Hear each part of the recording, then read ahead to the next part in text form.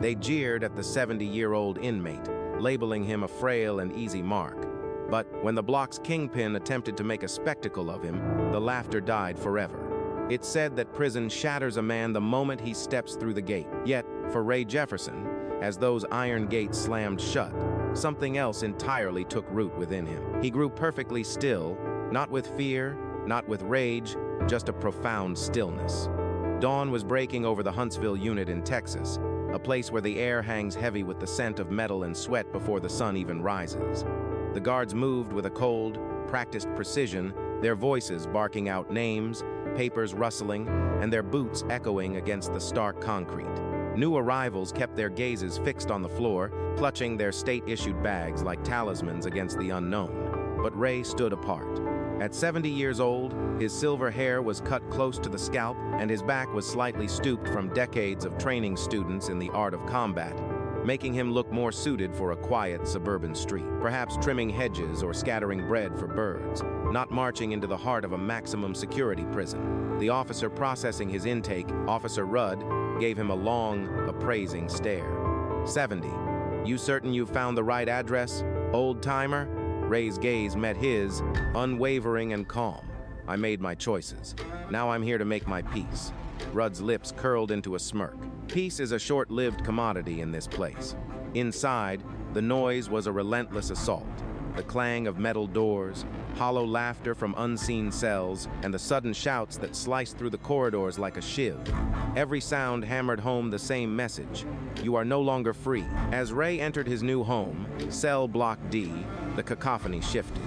Conversations faltered for a heartbeat. Dozens of pairs of eyes, most belonging to younger men, turned to watch him. A few snickers broke the quiet, while others mumbled just below the threshold of hearing. An old man was a rarity, but one who showed no fear. That was a novelty. A tall figure seated by the wall, his tattooed arms folded across his chest, murmured to his companion, "He won't make it a week." Ray offered no reaction. He surveyed the room as if he were sizing up a new training gym, noting the corners, the exits, the potential threats. He appeared calm, yet his breathing was measured and deliberate. Decades of conditioning were still etched into him, concealed beneath the wrinkles and tranquil facade. During the midday meal, he took a table by himself. The aroma of bland mashed potatoes and boiled beans saturated the air as conversations hummed in isolated pockets. From across the mess hall, a man with a severe buzz cut and sharp, cold eyes observed him. His name was Tyler Briggs, and he had no need for volume. He ran the crew that held sway over Block D tattoos crawled up his neck, and a perpetual half-smile played on his lips, a look that broadcasted his pleasure in being feared. "The old man looks adrift," Tyler commented, flicking a crumb of cornbread in the direction of Ray's table. His cronies chuckled on cue. Ray didn't raise his head, he just continued to eat. A younger inmate nearby whispered, "That's Briggs. You don't ignore him." Ray answered in a low voice, "Everyone is somebody, until they encounter a good reason not to be." The kid blinked, unable to tell if he'd just heard wisdom or lunacy. After the meal, the guards escorted Ray to his assigned cell. It was on the second floor, middle tier. The air was thick with humidity and the sharp tang of bleach. His new cellmate had yet to make an appearance. Ray placed his meager bag on the floor, neatly folded his uniform, and sat on the edge of the lower bunk. He brought his palms together, closed his eyes, and began a slow, silent breathing exercise. Outside his cell, other inmates ambled past, some casting curious glances, others openly amused. "Look at Grandpa Zen," one of them quipped. But Ray remained motionless, his mind drifting back to the night that had delivered him to this place. A single misguided choice. Standing up for another when he should have just moved on, that's what put him here. It wasn't wickedness that caged him, it was pride. A lifetime spent mastering self-control, shattered in one flash of fury. Yet, his posture held no trace of remorse, only a quiet acceptance. As evening fell, the yard erupted with its usual clamor, and Tyler Briggs prowled the perimeter. He was laughing with his cronies, a cigarette dangling loosely from his lips as his gaze drifted up toward Ray's cell. For a fleeting moment, their eyes locked. Tyler's lips curled into a smirk. "The old man is going to make my week interesting," he remarked to one of his lackeys. Back inside, the lights went low, and the prison settled into a hush, broken only by distant murmurs and the sporadic clang of steel on steel. Ray lay on his cot, his eyes fixed on the ceiling. It wasn't the men here he feared. It was the raw violence that festered just beneath the surface of their crushing boredom. In a place like this, fear didn't keep you breathing, discipline did. The following morning, as he stood in line for the morning count, a guard jabbed him forward impatiently. "Move it, Grandpa," the man barked. Ray didn't so much as flinch. He simply stepped forward, his shoulders set, his movements calm. And from a corner of the yard, Tyler Briggs was watching once more. He studied him like a hawk tracking its prey. Something about the old man's composure unsettled him. Tyler leaned in close to his second in command. "Let's see how tranquil he remains when I relieve him of his breakfast tomorrow," the younger man chuckled, cracking his knuckles with a sharp pop. "You sure you want to get into it with the old-timer, boss?" Tyler just smirked. "He won't feel so old by the time I'm through with him." But Ray wasn't the kind of man to be rattled by threats. He had survived far tougher arenas than this, both inside the ring and out in the world. And while no one in that prison could have known it, the tranquility they mistook for frailty was the very same composure that had once shattered bones and claimed championships. But his first real test was approaching swiftly, and when it arrived, everyone in Cell Block D was about to see the old man in an entirely new light.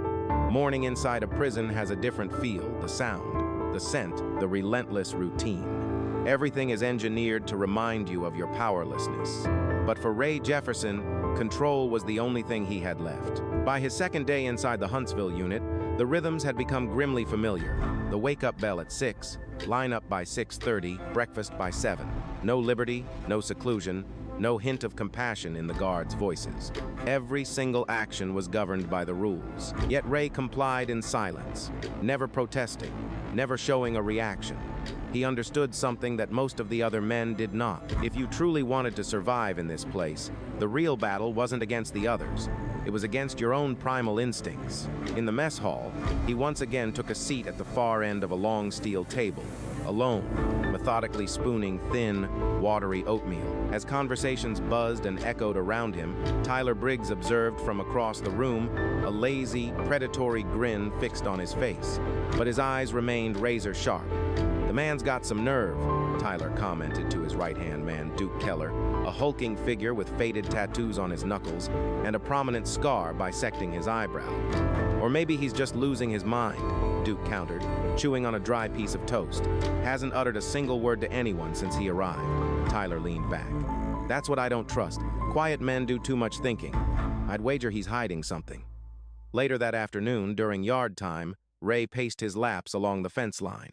His pace was neither fast nor slow, just relentlessly steady. The sun was brutal, reflecting harshly off the surrounding concrete. Other men were lifting weights, smoking, or just watching from the shade. Tyler stood with his crew, positioned near the basketball court. He feigned indifference, but his eyes kept darting toward the old man every few moments until Duke finally broke the silence. "You're really going to mess with him? He looks harmless," Tyler smirked. "And that's precisely why everyone's watching. Briggs can't let some grandpa stroll around here looking like he's at peace with the world. This isn't a chapel." He flicked the cigarette to the ground, grinding it out under his heel. "Tomorrow morning, cafeteria. We're going to make an example." Back in the cell block, Ray was heading back from laundry duty when a young inmate, radiating nervous energy, fell into step beside him. "You shouldn't be eating by yourself," the young man whispered. "Briggs has a problem with new guys who act different." Ray turned his head slightly, recognizing the kid from before. "What's your name?" "Dion McCarthy. I'm your new cellie. They moved me in this morning." Ray offered a slight, acknowledging nod. "Then I suppose we'll get acquainted." Dion hesitated, his voice dropping. "You don't know who Briggs is, do you?" "I know his kind," Ray answered with unnerving calm. Dion let out a sigh. "He runs this yard, or at least he believes he does. He preys on targets, guys who won't push back. It's how he commands respect." Ray's expression was impossible to read. Respect that's built on fear is fleeting. It never lasts in the long run. Dion's brow furrowed. "You sound like a professor or something." A soft chuckle escaped Ray.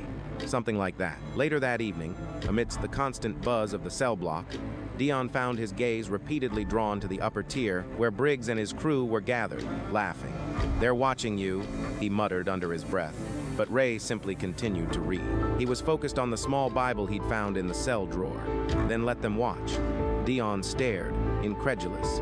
"You're genuinely not afraid?" Ray calmly turned a page. "I know what fear looks like. This isn't it." Dion just shook his head, baffled. He had witnessed men twice Ray's size crumble under the weight of Briggs's intimidation. He couldn't figure out if his new cellmate was courageous or had a death wish.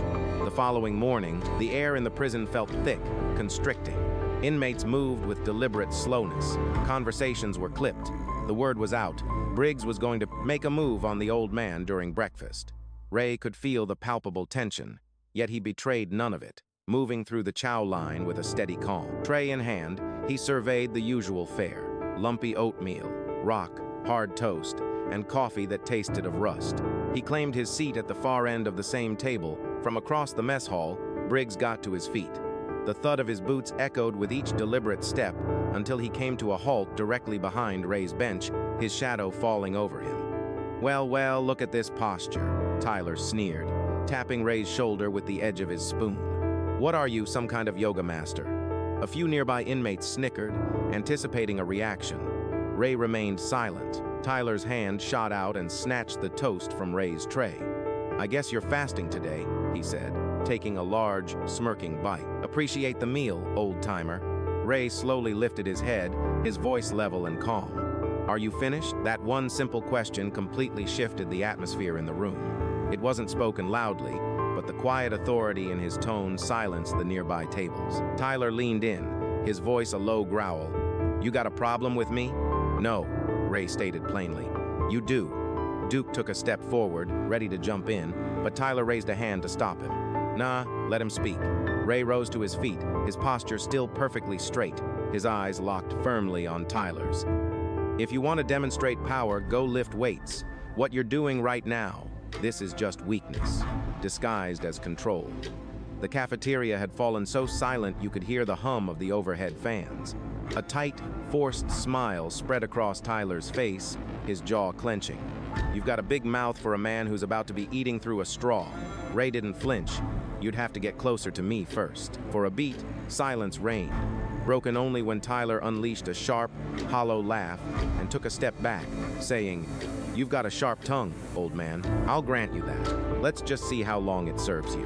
He contemptuously flipped the toast onto Ray's tray before turning away, his crew trailing behind him, their whispers like the hiss of snakes. Dion, who had been watching from afar, scurried over the moment they were gone. "Are you insane? You can't speak to him that way." Ray calmly took a sip of his coffee. "He's just a man, Dion. I've watched far stronger men crumble." Dion gawked at him as if he were a phantom. "You don't understand. He's coming for you now." Ray meticulously wiped his hands on a napkin. He rose to his feet and stated softly, "Then he's about to learn what coming for me truly entails," and headed for the exit. His shoulders were squared, leaving Dion paralyzed by disbelief. But Tyler Briggs was not the kind of man to let a slight fade away. The next confrontation would force every man in that prison to decide who they feared more, as the following 2 days crawled by with the weight of wet concrete. With every step Ray took, with every meal he consumed, he could feel the weight of eyes upon him in a place where any sign of weakness was an open invitation for pain. Here, stillness was too often confused with fear, and Ray's profound silence was beginning to agitate the wrong sort of people. Dayon was the first to notice. "They're plotting something," he whispered that night, the two of them confined to their cell. The low drone of distant voices and the clang of pipes filled the space. Briggs doesn't stomach public humiliation well. Seated cross-legged on the bottom bunk, Ray's breathing was slow and measured, his calm unshaken.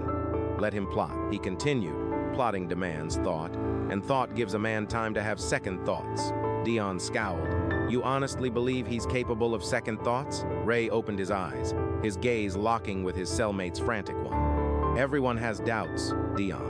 Especially the ones who make the most noise. Especially the loud ones," Dion repeated, shaking his head and muttering, "You sound like some kind of movie monk."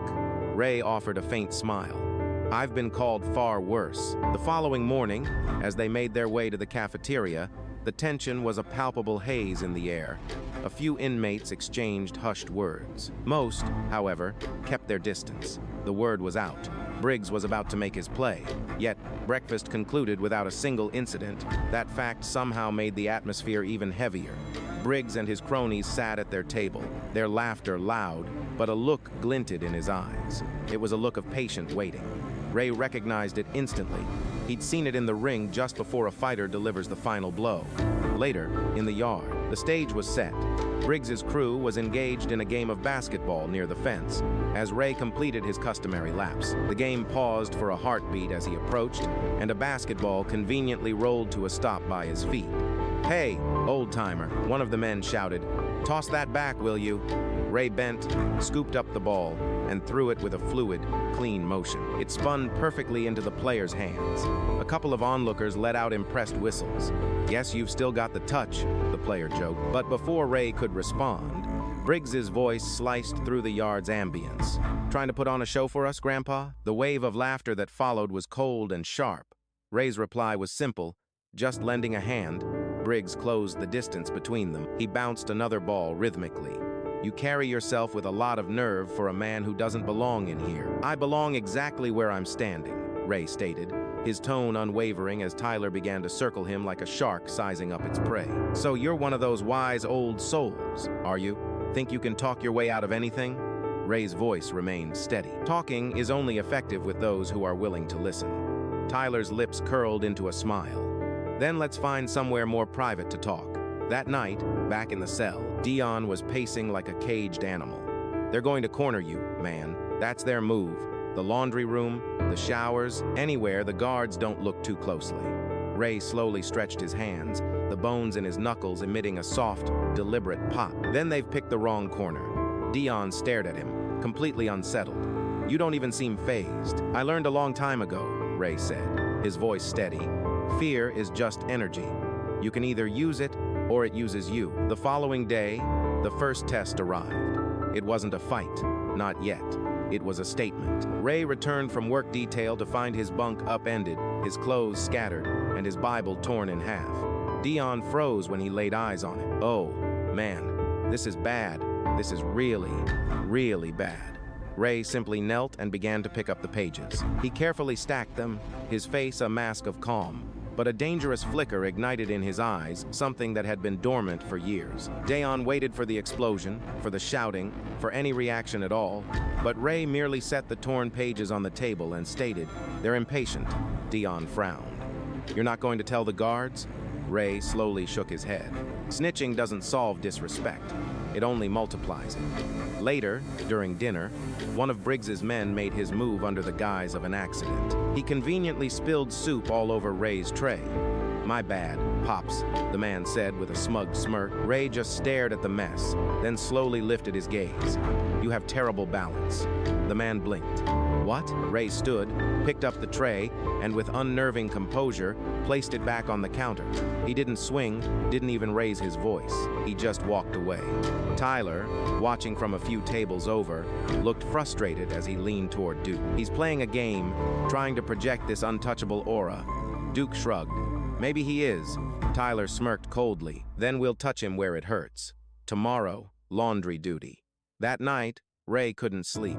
But it wasn't the looming fight he feared. He was afraid of losing control. Years ago, he'd sworn to himself he would never again use his training in anger. The last time he did, it had changed the course of his life. But men like Briggs didn't understand boundaries.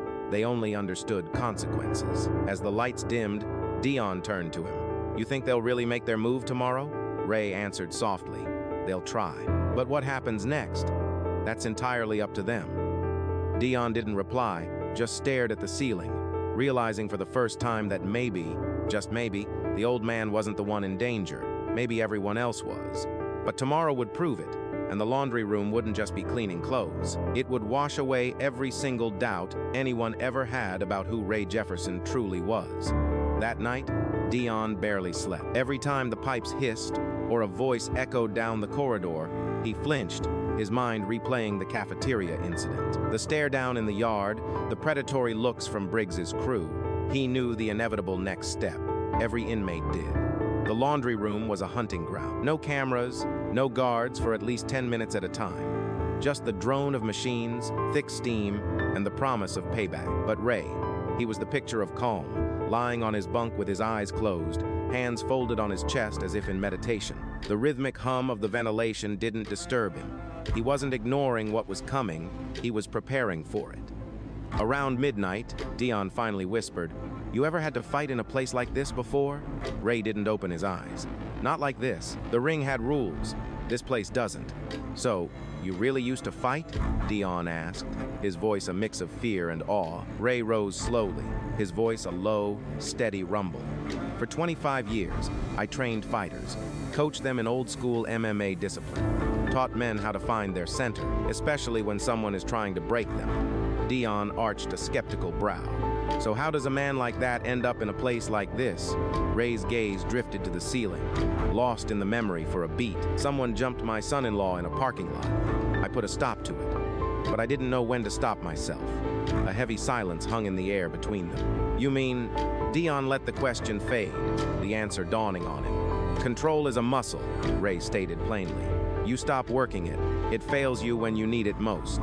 Dion gave a slow, understanding nod. He was finally beginning to see it. The stillness that surrounded Ray wasn't a sign of weakness. It was the quiet intensity of recovery. A man painstakingly piecing his discipline back together after it shattered in one brief, irreversible instant. The following morning, the tension was palpable. The air itself felt thick with menace. Guards barked commands, the metallic clang of gates echoed ominously, and every man inside knew the smell of a day destined for trouble. Dion pleaded with Ray to get out of his laundry shift. "Just skip it, man. Tell them you're sick, anything." But Ray just methodically buttoned his jumpsuit. "Running only teaches them that they can chase you," Ray said calmly. Dion threw his hands up in exasperation. "Man, you're talking like some kind of wise old master. This isn't a lesson, it's survival." Ray turned, his gaze not angry, not pitiful, but filled with a profound certainty. Survival is the lesson. The moment Ray stepped into the laundry room, a wall of heat slammed into him. Industrial dryers rumbled like caged beasts, spewing thick clouds of steam. The air was thick with the smell of detergent and a palpable tension. Briggs's crew was already there, 3 of them making a poor show of folding sheets. A 4th stacked uniforms, his movements unnervingly calm, unnervingly quiet.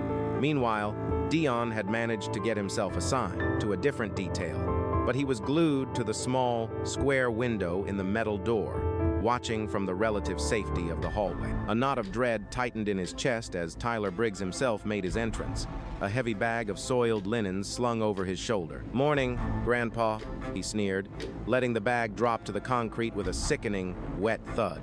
"I hear you're pretty good with your hands. Let's see what you can do with these." He kicked the bag, sending it sliding toward Ray's feet as a wave of derisive laughter echoed in the humid room. Ray offered no reaction. He simply picked up a uniform and began to fold it with methodical precision, as if he were alone. The deliberate calm only stoked Tyler's rage. "You really think you're better than me, old man?" Ray didn't even look up from his task. "No, but I think you're trying way too hard to prove you're not." The line struck a nerve. Tyler's smirk vanished. "What did you just say to me?" Ray finally lifted his head, his gaze locking with Tyler's.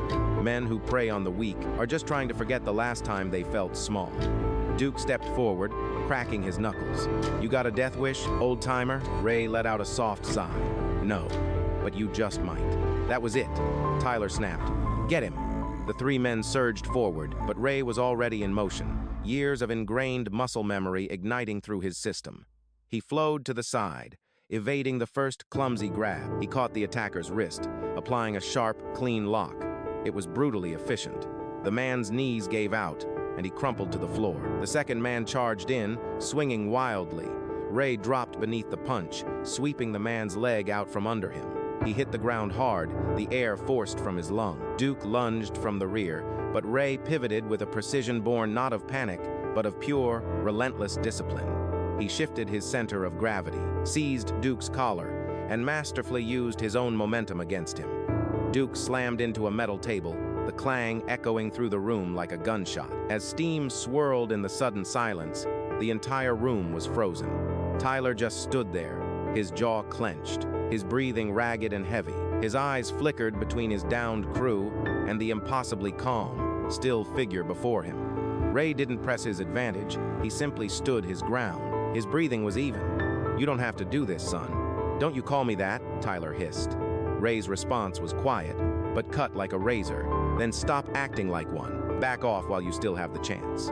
For a fleeting second, it seemed Tyler would charge, but something in Ray's gaze froze him in his track. It wasn't fear, nor was it triumph. It was pure, unyielding resolve. Tyler spat on the concrete, taking a grudging step back. You just made the biggest mistake of your life. Ray didn't flinch, replying simply, maybe. But I made it on my own 2 feet. When the guards finally arrived minutes later, the room was shrouded in an eerie calm, punctuated by the groans of 3 men on the floor. Ray was methodically folding uniforms again, as if nothing had occurred. Back in the cell, Dion stared at him as if witnessing a legend come to life. I saw it, man. You put them down like it was nothing. Ray sat on his bunk, slowly drying his hands with a towel. Nothing is ever nothing. Everything has a price. Dion's brow furrowed. What do you mean by that? Ray met his gaze, his eyes weary but his composure absolute. Peace isn't given for free. You have to fight for it. The trick is knowing which fight is worth the cost. But the consequences were only just beginning. Word travels fast, and in a place like Huntsville, respect is everything. By the next morning, every inmate inside cell block D had heard the story. The laundry room incident sent 3 men to the infirmary. One with a shattered wrist, another with cracked ribs, and a third too ashamed to even speak. The tale grew with every retelling, transforming Ray Jefferson from a simple man into something more mythic. A specter who had come to collect on old debts. Some inmates now gave him solemn nods of respect as he passed. Others parted ways for him completely. Even the guards took a second look, quietly snickering about how an old-timer had thoroughly humbled one of the most feared gangs on the block. But not everyone found it amusing. Tyler Briggs had spent years building an empire on fear, an empire that could now crumble overnight. He had to regain control, and nothing burned more than the sharp realization that his new adversary hadn't even wanted the fight. That evening, while most of the prison population watched TV in the day room, Tyler sat in a corner with his crew. Duke's arm was bandaged as he glared at the floor, while the others waited in tense silence for their leader to speak. Tyler finally broke the silence. This isn't finished. Duke looked up. Boss, that old man's a different breed. He's not just some brawler. Tyler slammed his hand on the table. I don't care what he is. You think I'm going to let some gray-haired nobody make me look weak? Not a chance. We handle this our way. One of the younger crew members hesitated. Are you sure? Word is the guards are watching him closely now. Tyler smirked. Then we do it where the guards don't look. Make it quiet. Make it hurt. He leaned back, his eyes as cold as steel. You don't break a man like that with fists. You break him with fear. That night, Dion watched Ray cleaning their cell floor, his movements steady and deliberate. He wanted to offer some words of support, but the worry was written all over his face. Everyone's talking, Dion said softly. They say Briggs isn't going to let this go. Ray wrung out the mop. That's his choice to make. Dion frowned. Did you ever think about asking for a transfer? You could request protective custody for safety. Ray looked up, a half smile touching his lips. I didn't come here to hide. You don't run from what life puts in your path. You meet it, you deal with it, and you walk away better for it. Dion sighed. Yeah, well, around here, walking away isn't always on the table. The very next day, Ray's work detail was changed. He was moved from laundry to yard maintenance. It sounded harmless enough, but he could feel the unmistakable chill of a setup. The moment he stepped outside, the air felt charged. Too many familiar faces were deliberately looking away. He picked up a rake. He began clearing debris near the fence line, while across the yard, Briggs and Duke were on trash detail. With each pass, they steered their carts closer to his space, but Ray kept his back turned, feigning ignorance. Yet, every instinct within him was on high alert. Yo, old man, Tyler called out, I missed you in laundry today. Are you hiding from me now? Ray didn't dignify it with a response. He simply raked another pile of dirt and leaves. That silence prompted a grin from Tyler. I suppose you only fight when there's an audience. Ray finally looked up. Fighting is easy. Control is the hard part. Duke scoffed. You think you're better than us, huh? No, Ray stated simply. But I'm not worse, either. That line caught the attention of several inmates nearby. Even those uninvolved in the dispute stopped pretending to work. Something about the old man's tranquility unsettled them all. It wasn't arrogance, it was mastery. Tyler stepped closer, now just within arm's reach. You think you taught me something in that laundry room? You didn't teach me a damn thing. Ray looked at him with a quiet pity. That's because you weren't ready to learn. Duke made the first move. This time, He attempted to blindside Ray with a shove, but Ray sidestepped with ease, letting Duke stumble past him. No punches, no retaliation. The guards yelled from across the yard, "Break it up!" Everyone, including Briggs, froze in place. They knew what getting caught meant. It meant losing yard privileges for a week, maybe even more. Tyler forced a smirk, trying to save face. "You're a lucky old man. Next time, you're not walking away." Ray lowered his rake. "That's what you said last time." The yard buzzed again as the guards separated them, but behind the smirks and feigned laughter, Tyler was seething. Every word, every calm reaction from Ray felt like a direct challenge. He wasn't losing his grip on the block because of some aged fighter. He was losing it because that man refused to play his game. Later that night, the situation escalated. Tyler cornered one of the guards near the laundry hall, a man known to look the other way for a few favors. "We need some privacy tomorrow," he muttered. 5 minutes, maybe 10. The guard hesitated. "You're already on thin ice." Tyler slipped something small into the guard's palm. A folded note with a few commissary credits and a name. "You didn't see me." The guard pocketed it and walked off without a word. Back in his cell, Dayon couldn't remain silent. "You're really not scared at all, are you?" Ray glanced at him. "Being scared doesn't help you breathe better. I'm just focused." Dayon leaned forward. "So, what? You're just waiting for them to try again?" Ray looked at him with quiet certainty. "I'm waiting for them to realize the fight they're picking isn't against me. It's against the part of themselves they keep trying to bury." Dayon blinked. He was confused, but somehow moved. "You talk like every punch has a meaning." Ray offered a small smile. "It does, if you've been hit enough times." The following morning, the tension in the air was almost visible. Inmates whispered as Ray walked to his new assignment, back in the laundry room. But this time, no one was laughing. Everyone knew something was coming, and when it did, the walls of Cell Block D would never forget it. The next morning felt different, too quiet, too controlled. Even the guards seemed to walk their routes slower. They kept glancing toward the laundry room door, as if they already knew what was about to happen. Word travels fast in prison, particularly when the air is thick with the scent of blood.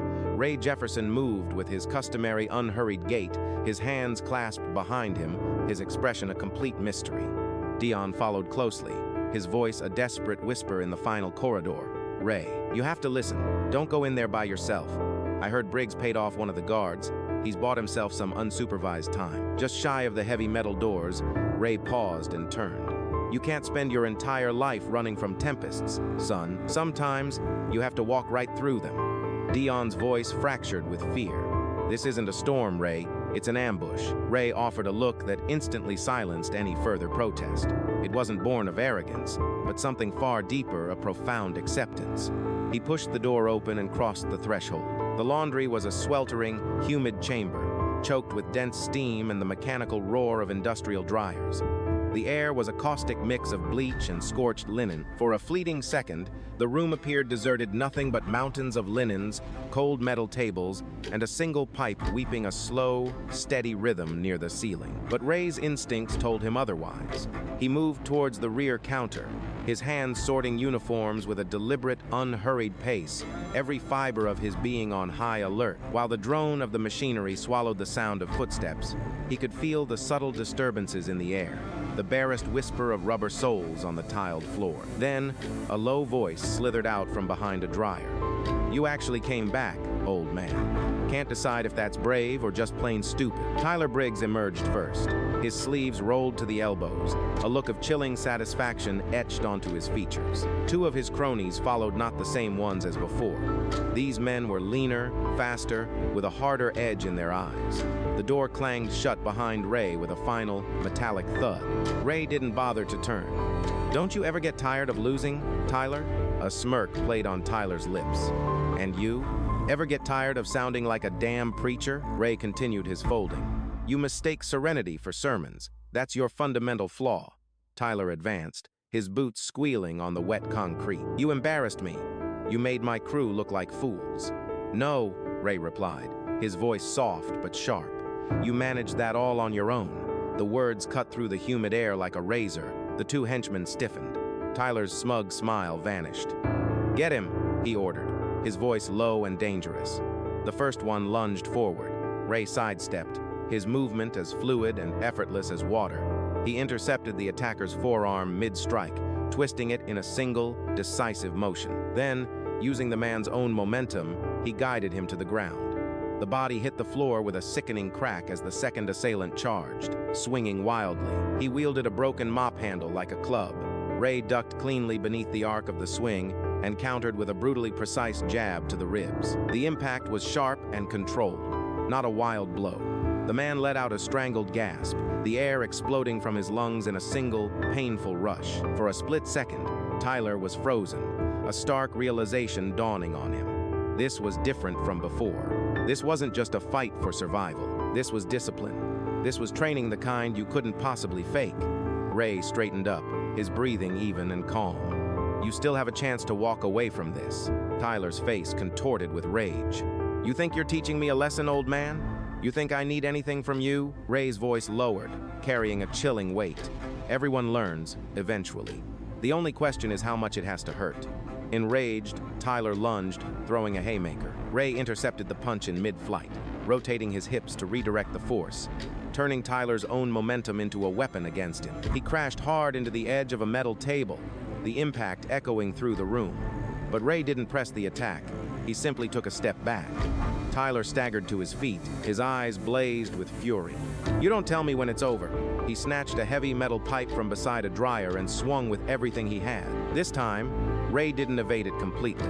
The pipe glanced off his shoulder, the force of the blow momentarily staggering him. He gritted his teeth against the pain, turned, and seized Tyler's wrist once more this time. His grip was slower, far more deliberate. He twisted his wrist, forcing the pipe to clatter to the ground, then locked his gaze with Tyler's. "You fight like a man desperate to prove he's real. Stop using pain as a substitute for feeling alive," Tyler thrashed, but he couldn't escape the hold. Ray held him firm, not to injure him, but simply to contain him until the rage finally subsided. The rhythmic thud of boots echoed from the hallway. The guards were on their way. Someone must have sounded the alarm. Ray released his grip with deliberate calm, allowing Tyler to stagger backward. "It's finished," he stated. Tyler stared, his chest rising and falling in ragged breaths. "You think this makes you some kind of hero?" "No," Ray answered simply. "It just makes me free." The door flew open as two guards stormed in, yelling, their eyes taking in the scene, the bruised inmates, the toppled table, and the metal pipe lying on the concrete. Tyler pointed a trembling finger at Ray. "He attacked us." Ray remained silent, merely raising his hands in surrender as the guards moved in to cuff him. One of the officers, a younger man with a look of sheer disbelief, muttered, You did all this?" Ray's response was quiet. They started something they couldn't possibly comprehend. As they led him away, the inmates from the block had already gathered outside. Watching through the cell bars, Dion was in the crowd, his knuckles white as he gripped the railing. Their eyes met for a fleeting moment, and Dion whispered under his breath, "He's not fighting to win, he's fighting to teach." As the guards escorted Ray past the cell block, a peculiar silence fell over the crowd, the kind of quiet that descends only when a man acts with such control, such precision, that it forces everyone to reconsider what true strength actually looks like. Back in the laundry room, Tyler was slumped on the floor, breathing hard, his ego completely shattered. One of his crew leaned in and whispered, "He didn't even hit you with everything he had." For the first time, Tyler had no response. He wasn't angry anymore, just confused. But confusion has a way of evolving into reflection, and soon, even Tyler Briggs would begin to wonder if maybe the old man wasn't an enemy, but the only person who had ever shown him the truth. For the next 3 days, the prison was alive with talk about the fight in the laundry. Everyone had their own version of the story, some claim. Ray Jefferson had taken down 4 men with a single, fluid motion. Others swore he was a retired Special Forces operator. The actual truth no longer mattered. What mattered was that the legend of the old man from D Block had taken on a life of its own. Even the guards began to treat him differently. Not with warmth, nobody got that in Huntsville, but with a quiet, unspoken respect. When Ray went through security checks or stood in the meal line, the officers no longer barked orders at him. They didn't hurry him along, they just watched. To them, he was no longer just another number. He was living proof that age and a capacity for violence could coexist in a way they couldn't fathom. Dion noticed the change as well. "Man, you're like a ghost story walking," he remarked one evening, watching Ray tend to the bruise on his shoulder with a damp cloth. "Nobody's even looking at you sideways anymore." Ray didn't look up. "That's not necessarily a good thing," Dion frowned. Are you serious? You earned their respect. Ray wrung out the cloth and draped it over the metal sink. From a distance, fear and respect look identical. But one of them endures, and the other one destroys. Dion leaned back, shaking his head. You talk like you're not even in the same reality as the rest of us. A faint smile touched Ray's lips. I've just been around long enough to know which battles are worth fighting. The following morning, he was back on work detail. No more laundry. This time, they assigned him to sweeping the corridors, outside the administrative wing. It was quieter there, cleaner. The only sounds were the soft shuffle of his shoes on the linoleum and the occasional crackle of the intercom. As he worked, he overheard two guards conversing by the vending machine. Briggs has gone completely silent since that business in the laundry room, one inmate noted. He's not even speaking to his own crew. Yeah, well, the other countered. Perhaps he's considering an early retirement too. They all shared a cynical laugh, but Ray's expression remained impassive. He wasn't savoring the victory, for he had witnessed this kind of quiet before. It was the stillness in which rage either extinguishes itself or festers into something far worse. Later that day, when the yard opened, the atmosphere was charged differently. The usual cliques, which kept to their territories, were all casting glances toward Briggs's table. He sat there alone, elbows on his knees, his gaze fixed on the concrete. Duke approached him with caution. You good, boss? Tyler offered no reply, continuing his vacant stare. Finally, he spoke. You ever hit a wall so hard that it hits you back? Duke looked utterly baffled. What? Tyler's jaw clenched. He didn't fight me like the others do. He didn't even try to hurt me. That's the part that's messing with my head. Duke frowned. Are you telling me you're giving up? Tyler looked up slowly, his eyes dull but intensely focused. No, I'm saying I might have picked the wrong kind of war. Duke had no idea what to make of that. He muttered something unintelligible and walked away, leaving his leader to wrestle with a form of defeat that no punch could ever explain. Meanwhile, Dion couldn't contain himself. Every inmate he passed wanted to get the story straight from him, and he recounted it like a sermon. You don't understand, man. The old guy didn't even break a sweat. The old dude just moved like he was water or something. Ray overheard him one afternoon and decided to address it later. Stop building legends around me, Dion. Dion simply grinned. What for? It's the truth. Ray shook his head. Truth isn't what people hear. It's what they decide to remember. Don't feed the myths, they have a way of growing into monsters. That night, Ray lay awake on his bunk, staring at the ceiling, feeling no pride in what had occurred in the laundry room. He didn't regret defending himself, but he knew he'd crossed a personal boundary. He had drawn attention, in a place where attention could be a death warrant. The next day during count, a guard stopped unexpectedly at his cell. Jefferson, the guard said, the warden wants a word. Ray followed him quietly toward the administrative office. There, Warden Halloran, a woman in her 50s with sharp, discerning eyes, was waiting for him behind a cluttered desk. She studied him for a long moment before speaking. I've been doing this job for 20 years, she said at last, and I've seen fights end in blood, but never in silence. You had the advantage, you could have finished it, but you stopped. Why? Ray met her gaze directly. Because I wasn't trying to win, I was trying to stop something before it went too far. The warden nodded slowly. Men like Briggs don't typically stop. You think he will now? Ray shrugged. That depends on whether he's more afraid of me or of himself. She studied him a moment longer, then let out a sigh. Keep your head down, Jefferson. This place doesn't reward restraint. A slight smile touched Ray's lips. It never has, ma'am. That's why I'm here. As he was escorted back, inmates watched from behind their bars. They didn't know what the warden had said, but they could see the result in Ray's eyes. Nothing had changed, and yet everything had. Later that evening, Tyler Briggs passed him in the corridor. There were no insults this time.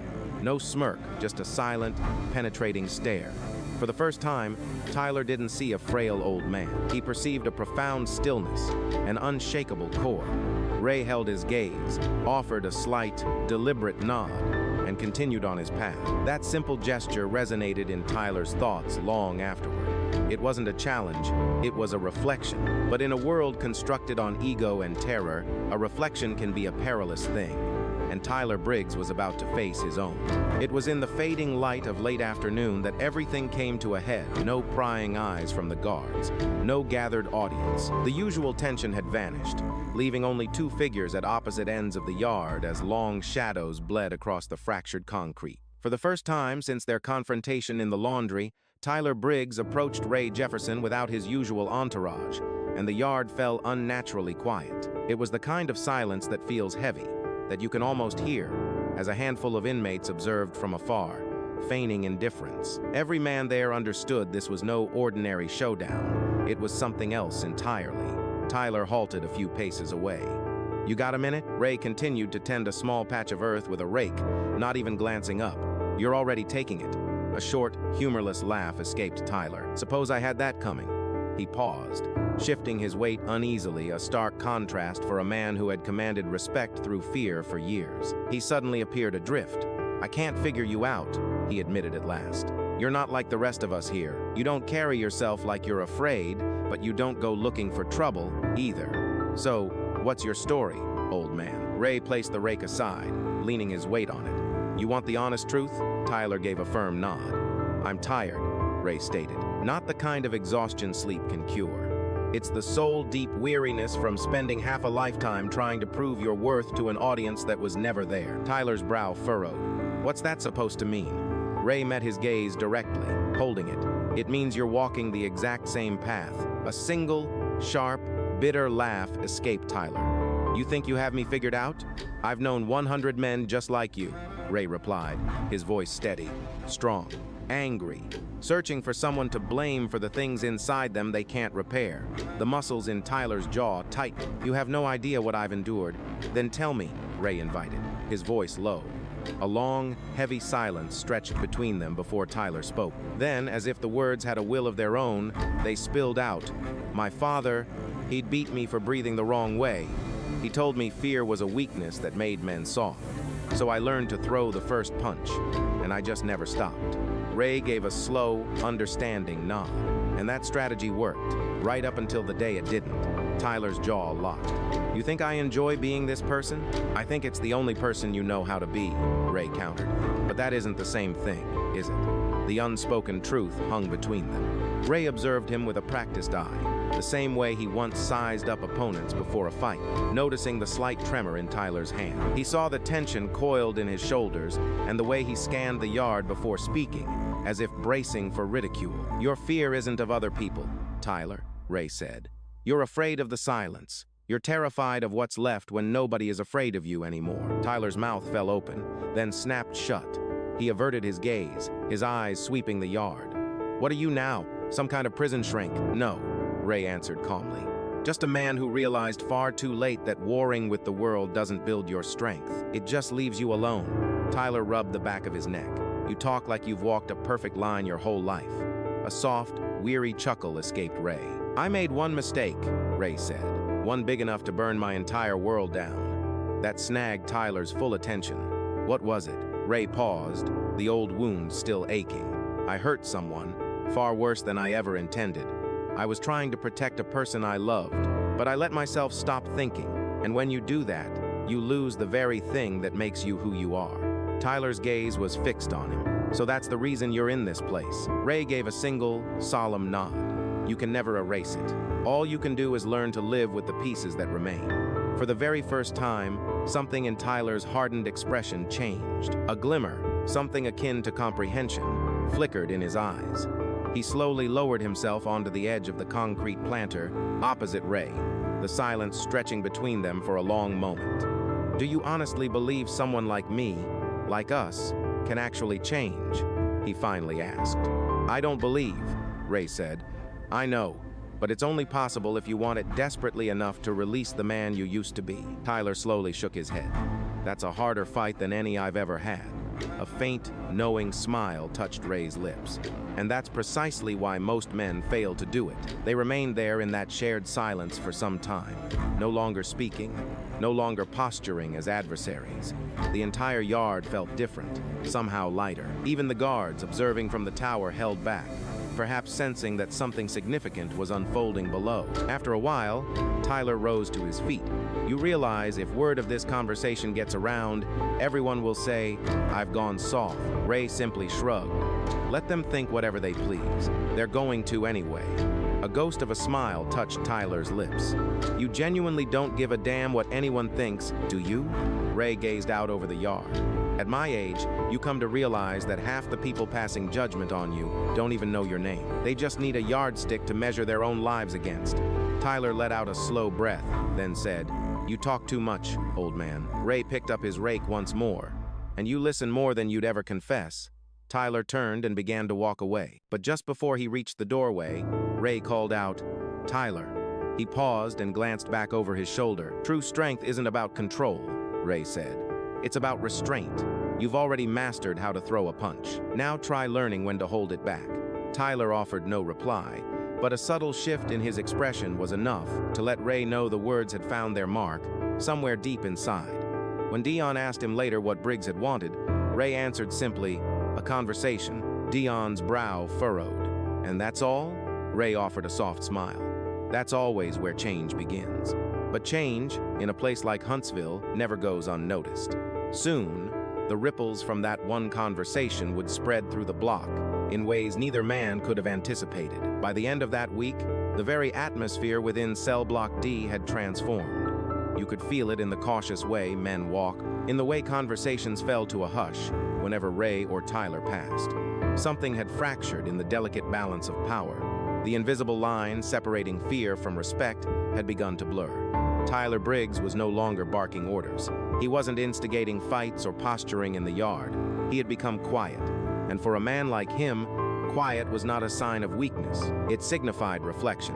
Some men recover quickly from humiliation. Others require more time, eventually realizing it wasn't humiliation at all, but a moment of clarity. Dion was the first to notice. Man, Briggs ain't the same dude. He walks right past people now like they're not even there. Ray, sitting on his bunk, slowly rolled a shoulder, working out a lingering ache. That's what happens when a man finally takes a long look in the mirror and is disgusted by the reflection. Dion leaned against the wall. "You think he's for real? That he's actually changing?" Ray meticulously folded his towel. Change isn't a single event. It's the accumulation of small choices, one stacked upon the other, day after day. A few days later, out in the yard, something out of the ordinary occurred. Two younger inmates, once part of Tyler's crew, began menacing a new arrival. There was this scrawny kid, barely 20, and they smacked the tray right out of his hands, cackling as his meal splattered on the concrete. Ordinarily, that was the kind of thing that just happened. The guards would turn a blind eye, and the rest of the block would find somewhere else to look. But this time, Tyler didn't. He was standing over by the fence with Duke when it all went down. He turned, watched for a beat, then strode right toward them. "Pick it up," he said, his voice flat and cold. The two bullies stopped their laughing. "What?" "Pick it up," Tyler repeated, his tone now sharp but perfectly calm. "Then apologize." They hesitated. "You serious, Briggs? Since when do you care?" Tyler's eyes narrowed. "Since now." The men exchanged a nervous glance, unsure if it was some kind of setup, but Tyler's silence was more intimidating than any threat. They bent over, scooped up the tray, and mumbled an apology to the terrified newcomer before quickly making themselves scarce. From across the yard, Dion witnessed the entire event. He turned to Ray, who was watching quietly. "You see that?" Ray nodded slowly. "I saw it." Dion grinned. "That's on you. You did that." Ray shook his head. "No, he did. He just needed a reason to remember he was capable of it." Later that evening, after the count, Tyler walked past Ray's cell. He didn't stop, he just said. "Told those punks to leave the new guy alone." Ray looked up from his bunk. "I heard." Tyler paused, then added, "Didn't think it would feel right." A faint smile crossed Ray's face. Doing the right thing rarely feels natural at first. "That's how you know it matters?" Tyler smirked. "You've got a quote for everything, huh?" "Only the ones that work," Ray replied. That was the beginning of something no one could have predicted. Tyler started helping the younger inmates, with small things initially, like sharing workout tips. He'd break up disputes before they could escalate into violence, even speak to the guards without cursing. It wasn't about pretending to be a different person. It was about unlearning the man he had become. One afternoon during yard cleanup, a fight erupted near the basketball court. Two inmates were swinging wildly at each other while a small crowd cheered them on, long before the guards could react. Tyler stepped right between them. "Enough," he bellowed, grabbing both men by their shirts. "You think you're proving something? You're just making yourselves look small." The men froze, completely shocked. The crowd fell silent. As Tyler walked away, no one followed. but every single eye was on him. Dion, who'd been sweeping near the gate, couldn't stop grinning later. "You're turning this place into a school, man. Next thing I know, you'll be teaching classes." Ray laughed softly. "Maybe we already are." News about Tyler's transformation spread to the guards and eventually the warden during an inspection. Warden Halloran stopped by Ray's cell. "I've noticed a change," she said. "Not just in you, in others." Ray glanced up from his cot. One conversation can start a lot of noise. The warden studied him for a moment. Then she responded, "Noise isn't a bad thing if it drowns out the violence." That night, Ray sat by the window, staring through the narrow bars. He was no longer thinking about freedom, not the kind that involved gates and fences. He was thinking about peace, the kind of peace you carry inside you, even when the world refuses to offer it. Dion's voice broke the silence. "You ever think about what you'll do when you get out?" Ray smiled quietly. "I'll probably open a little gym, teach kids how to fight so they never have to." Dion nodded. "You think Briggs will come and help?" Ray chuckled. "He might, but I think, in his own way, he's already doing that right here." The following day, his conviction was affirmed. During lunch, a dispute over a missing radio escalated, with voices sharpening into blades. As fists began to clench, Ray stepped into the fray once more, not with a weapon, not with a shout, but with his sheer presence. "Stop," he commanded. "If it's gone, it's gone. It isn't worth the hole you're about to dig for yourselves." And with those words, they backed away. This wasn't the kind of power the gangs recognized.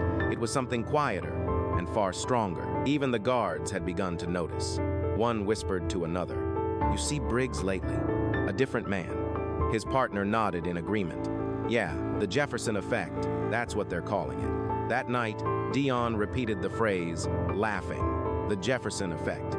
You've got your own legend now." Ray offered a faint smile but said nothing. Legends fade, but lessons endure. Still, every calm moment in prison carries an echo of the storm. And soon, one final moment would reveal to everyone that what Ray taught wasn't just control, it was redemption in motion. It was the first Sunday in months where the very air in the prison felt different. The noise was still there, of course, the clang of gates, the distant shouting. But beneath it, something quieter had taken root. Respect. Not the kind that comes from fear, but the kind that is born from understanding. Ray Jefferson was in the chapel that morning, sweeping the floor. The chaplain, an old man named Father Hensley, was setting out hymn books. He had been the one to ask Ray for help. "Ever since the incident in the laundry room, you keep this place calmer just by being here," the priest had told him once. Ray had smiled. "Peace is contagious if you stop fighting it." He worked on in silence until he heard the sound of footsteps behind him. Turning, he saw Tyler Briggs, his hands shoved deep into his pockets, hesitation written all over his face. "Didn't think I'd see you in here," Ray said. Tyler glanced toward the cross on the wall. "I didn't come to pray." Ray leaned on his broom. "Then why did you come?" Tyler's voice dropped. "I wanted to thank you for not." He stopped, rubbing the back of his neck. "For not breaking me when you could have." Ray studied him for a long second. "Breaking you wouldn't have fixed anything." Tyler nodded slowly. "Yeah, I figured that out. You know, I used to think respect was something you took from people, but it's the only thing that gets smaller when you steal it." A faint smile touched Ray's lips. "You learned that lesson faster than most." Tyler let out a dry laugh.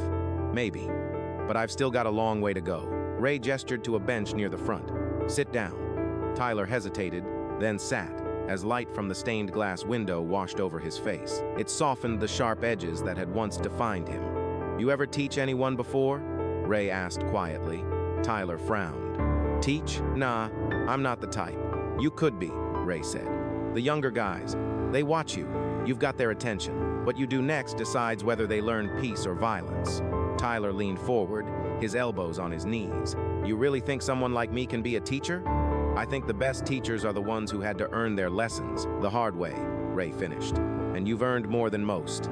For the first time, Tyler didn't look away. "You're serious, aren't you?" "I'm always serious about redemption," Ray said. "We're all walking proof that it's possible." The door creaked open, and Dion poked his head in, trying not to interrupt. "Hey, Ray, Bible study is starting soon. You coming?" "In a bit," Ray replied. Dion then noticed Tyler sitting there, and a slow grin spread across his face. "Well, I never figured I'd see you in a place like this." Briggs, Tyler said with a shrug. Didn't plan on being here myself, Dion laughed. Goes to show, miracles do happen. Ray shot him a silencing glance, a clear warning to tread carefully, and Dion immediately backed down. All right. I'll catch you all in the yard later. After he departed, the chapel fell silent once more, as the light filtering through the windows shifted its patterns. It painted streaks of crimson and sapphire across the floorboards. Tyler spoke softly. Do you ever wish you could turn back the clock? Do things differently? Ray let out a slow, heavy sigh from time to time. But then I recall that if I had never fallen, I never would have learned how to stand up the right way. Tyler nodded, letting the weight of that sink in. Do you ever miss the fight? Ray chuckled. Every single day, but I discovered something far more difficult, forgiving yourself.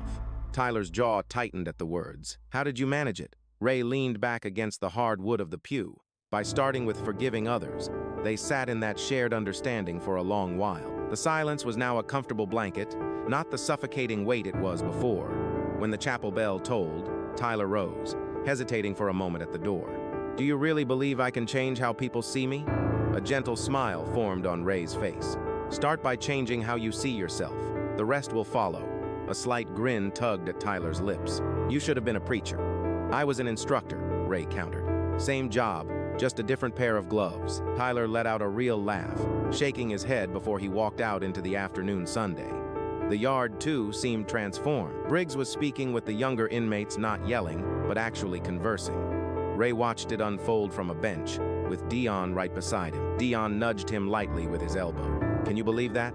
Briggs is out here giving pointers like he's their coach. Ray nodded.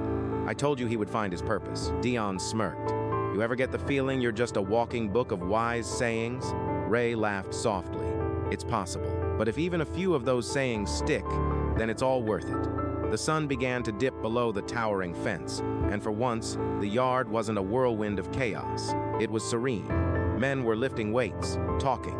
Some were even laughing. From across the field, a few of them gave Ray a nod of respect. Dion said quietly, You really did change this place. Ray looked around at the men. No, they did. I only reminded them of the men they could become. As evening descended, the call for the final count echoed. Guards began to shepherd the inmates back toward their respective cells. The familiar sound of boots on concrete and the jangle of keys resounded, but the atmosphere felt different now, less rage, more self-reflection. Once inside, Ray sat on his bunk, the same old Bible resting upon his knees. Its torn pages were meticulously taped back together. It was fragile, yet complete, much like the men sharing this space with him. Dion's voice came from the top bunk. You think they'll remember you when your time is up? Ray offered a faint smile. They might not remember my name, but maybe they'll hold on to a piece of what I tried to teach. He glanced down at the mended pages one last time, and he said, almost to himself, strength isn't about how hard you can hit. It's about how much peace you can hold on to. When everything in your world is falling to pieces, the lights in the block dimmed, the noise faded, and from somewhere down the corridor, a sound emerged. It was Tyler Briggs, laughing for the first time in ages, a deep, authentic laugh. In that moment, Ray closed his eyes. For the first time since walking through those prison gates, he felt a sense of freedom. And if you happen to be listening to this story right now, remember that true strength isn't defined by age or by power. It's defined by what you choose to do with both. So, if this story connected with you, subscribe for more narratives just like this stories about people discovering their own light in the most unexpected and darkest of places.